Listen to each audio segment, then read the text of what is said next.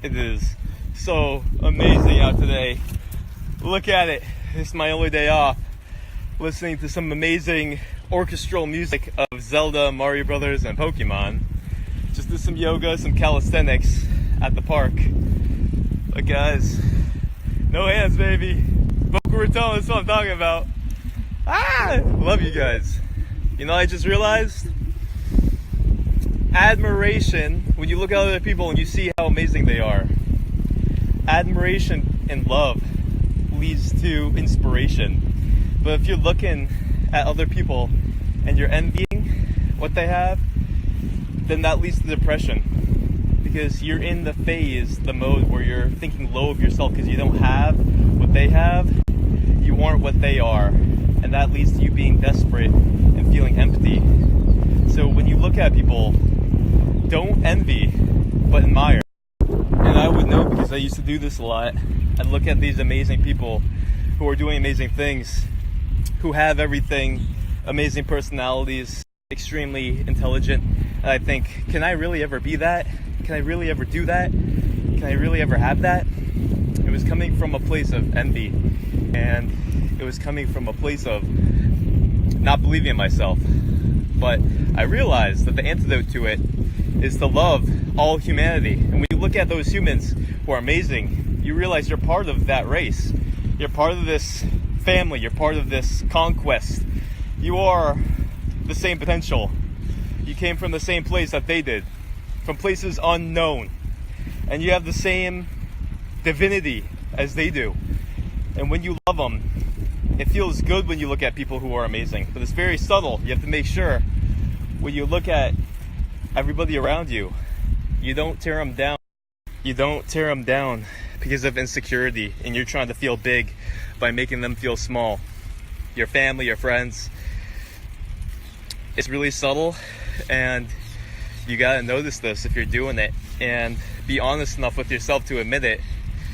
If you're saying that bitch is a slut, I'm so much prettier than her. Or if you're saying that guy's a douchebag, I don't care if he's confident. You're looking at all the bad things in other people. Why? Because you're trying to make them feel little so that you feel big. You're insecure. You're trying to tear them down. A real place of strength comes from a good heart, loving them, understanding where they are, and looking for the good in them so that you can connect to something good. Look at the beauty. Everybody has something beautiful in them. The only reason you look for the bad is because you're trying to make them feel bad so that you seem brighter, more pretty, more perfect. Because the deeper insight here is that you can feel good all the time around everybody if you choose to unconditionally love them and look for the good in them and seek to understand them before you judge them. That way, no matter who you come in contact with, you're going to be able to enjoy their presence, even if they're imperfect. You're going to understand their imperfections, and you're going to see that they're just like you. Everyone's trying to find happiness. That's why they're doing every single action that they're doing. But a lot of us are confused, and we don't understand what our actions are doing to ourselves and others, and how much better we can feel if we think and act with unity towards each other, like a family, and how that will build up something beautiful inside us, where it doesn't matter what's going on out there with other people. Forgiveness covers that. And love and joy covers every disaster that's happening outside. You know what else covers that? Gratitude and contentment. That just means unconditional happiness. But we've lost the way, we've lost sight of that ideal, that virtuous ideal that we should be shooting for. Unconditional love and unconditional peace and joy and happiness, regardless of the external. We've lost sight of that, and we're chasing phantoms. We forget constantly, we fall asleep. And who's talking about this? Who's gently nudging or shouting to wake each other up so that we realize what we're really doing here, who we really are, and what part of the whole we are as individuals, and if there's really a division between us and them. There really isn't. It seems like there is. That's what selfishness does. It says, I'm different from you and I'm more important than you. And by doing so, it separates you from the truth of reality, that everything is equally as divine, because it all came from the same place and it's of the same substance and of the same value. All it's really pretty simple. Look at what you have, not at what you don't. You have things that are worth millions and millions of dollars. For example, if I were to say to you, I'll give you $1 million for your leg, I chop it off, would you do it? No, you wouldn't. Therefore, you have something worth $1 million. A lot of people don't even have their legs, but you're not enjoying that. You don't have the joy of it because you forgot, you're not aware that you have the gift of your body. You have the gift of being able to move. People are paralyzed, and if they had what you had, they'd be instantly happy. So realize that there's beauty and joy everywhere around you. You just forgot about it. You're not looking at it. You're looking at what you don't have. And also the same thing goes for people and for circumstances. You can always look for the beauty that's there and accept every situation. Or you can choose to focus your light of awareness on what's bad. And so in conclusion, my friends, train your bodies, train your mind. Focus on the beautiful things of life and constantly remind yourself and other people that it is truly beautiful, no matter where you live. And hey, I'm in Boca Raton.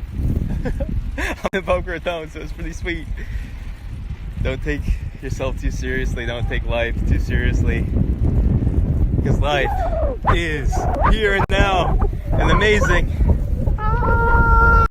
So I want to update you guys on our backyard garden, which everyone should have. We got berries growing over there, ripped out some more bushes over there. This is, I believe, eggplant. We got a tomato plant down there. Over here, I don't know. Moving over here, we got another raised bed with bricks, cardboard underneath, and we got a little turret gun right there. Love that guy. Mango tree, goji berries, which is nature's youth berry, more potential. Check these bad boys out. On the water, look at this. If these little tents are to say all those bugs and pests, get back, you don't know me like that.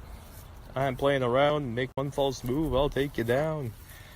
We got salad greens growing over there. These are the best smelling flowers in the world, called gardenias. Bok choy growing, tomatoes are gonna be there. This is still going really good. And we are going to make all this useless grass into more growing potential. Beautiful lady jasmine plant, I love her. So that while we're in the jacuzzi, we smell her. Chicka chicka. You can grow on your patio, guys. These are green boxes, bins with tubes that hold water. You put the water inside and it waters it more efficiently. Goji plants over there. And yes, eventually we will have all of this patio completely covered with growing potential. More bok choy. Second row here. Moringa over here. More gojis over here.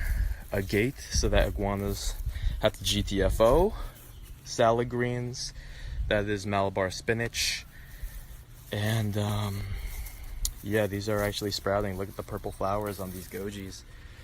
This is pure life, pure prana. And more tomatoes growing over here with the trellises. And everything's going good. Kale surviving and peppers. Love it. Overall, it's pretty insane if you don't have your land growing for you, if you don't have your patio growing for you. And you're buying foods that have poisons on it that's been genetically modified by man. You gotta eat things that come from nature itself, not stuff that use a virus to carry a gene into an existing plant to force it to create something different, which, because of that, will not synthesize with your biochemistry to the same extent as when it comes from nature, because the mineral profile is different. And it will be acid. And acid to a battery corrodes it and degenerates it. But alkaline is electric. And if you want to be electric with your mind and your thoughts, you will eat alkaline, organic, the proper foods that have zinc, magnesium, copper, and calcium. I'm talking plants, alkalinity, electricity, and life energy. I'm not talking about the hormone-laden, antibiotic-induced, unhealthy animal products that are everywhere. No, that will break you down. That is acid to your system. What I'm saying is return to your natural roots. and understand the impact that your vote, by everything that you put into your body, not only becomes you, but every vote that you do with your money and what you buy with food contributes to how the world is. Because the animal products industry is extremely taxing on the environment, from its pollution and the methane that all these animals produce, to how much food they're eating. They're eating 80% of the corn and grain, to the deforestation and to the ecosystem devastation. Be aware, guys. The toxic runoff that these massive animal agriculture farms produce, they don't take care of the waste properly. As a matter of fact, they feed the bullshit, literally the shit, to their own animals to save on food costs and to save on toxic waste cost. And then you eat that. You eat shit. Don't eat shit. And what's more is that it's extremely inefficient. It's extremely harmful for your body. They don't have your health in mind. They have money in mind. And it'll be good if you wake up and you start experimenting and educating yourself on what's good for you and what's good for the whole, and making little changes that actually make a big difference. And you will feel fantastic. Eat more green, eat more plants, and eat less. If you really care about the environment, you're gonna recognize that the animal agriculture industry is the main threat to the world as a whole in the environment. Looking at the methane and CO2 production, 60% is coming from volcanoes and cows farting and all the fucking bullshit that they're creating. It's not from the cars. That's 13 to 20%. You look at the deforestation that's coming so that they can grow food to feed their cows. The Amazon is getting decimated. You want to save trees? Decrease your meat consumption. Plain and simple. I'm coming right out and saying it. You want to save the ecosystems? Deregulate and stop funding the animal product industry, because millions of tons of runoff of shit is coming from the rain, getting into the shit, and it's flowing into the rivers, which are going to the oceans and killing ecosystems. You don't have to take my word for it. Do your own research. Look into ending world hunger. How much food they are feeding these animals to feed you. It's extremely inefficient. The devastation of the forests. Look at the air pollution that's creating. Look at the deforestation. And look at how it's destroying ecosystems, because they are not disposing of these wastes properly. Look into the truth of it. Educate yourself, and then take responsibility if you give a fuck. If you care. Look at the health benefits that you get from eating less of this poison, and experiment and see for yourself how much clearer you feel, how much less toxic you feel, how much more loving you feel, how much simpler life is, how less stressed you are, how much more energy you have, and yeah, just how good you feel. It's very simple, but you must take responsibility. Yeah, so if you're looking for little actions that you can do that will make a big impact on this world, maybe as big as me, no, it's impossible, then look into how you eat and research and do your due diligence to find out what you can do to save the environment, to save your body, and to raise your well-being so that you can live longer. And remember, your health, your vitality, and your strength is directly correlated to your virtue and your righteousness. Remember, I'm at the library and studying, but I want to finish this thought. Some of you may say, John, what do you mean? Your health being related to your virtue? Your righteousness? What are you talking about? Isn't that just vanity? Of course it is. Not vanity. Of course it's related to your virtue, because it raises your potential, your ability to do good. If you're always getting sick, are you productive? What's virtuous about being sick and weak? Is there anything virtuous about a lack of strength? Is there anything virtuous about not being able to do things because your physical body is weak?